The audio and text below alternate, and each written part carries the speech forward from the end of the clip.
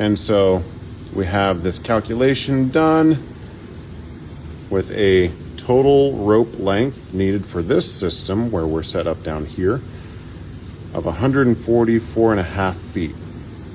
Now going with the 2.5 foot rule with a 50-foot pitch height, the theoretically needed rope is going to be 125 feet. With this setup, we have 38.5 feet of length between where we're set up and where the landing zone is. That's excessive. We don't necessarily need that much. So theoretically speaking, rather than 144.5 feet, we would only need 125 feet to run this. And that's a pretty good setup. Now, here's the legend of all of that I have written out there. So if you wanted to pause the video and identify all of that, be my guest. So for this other side, we have a 90-foot insertion point.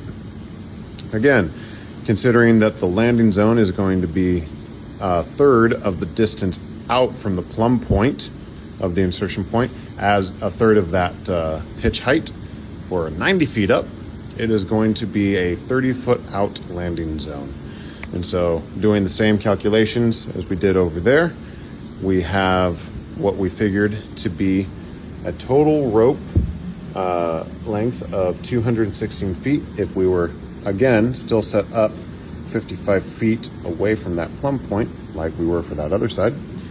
And with the 2.5 theoretically needed rope length, that would give us 225 feet we would need for this system. So one consideration for skate blocks is the length of rope needed to run the scenario. So with this instance, we run with 200-foot ropes and we run with 600-foot ropes. We would not be able to use a 200-foot rope for a 90-foot pitch height. We would have to turn to our 600-foot ropes. And at that point, you might decide on whether or not to just run the patient straight down through the tower. And if that wasn't possible, if you would choose to run the patient out and deflect away using one of the other deflection systems. Whereas with that 50-foot pitch height, that would be a good candidate for running a skate block.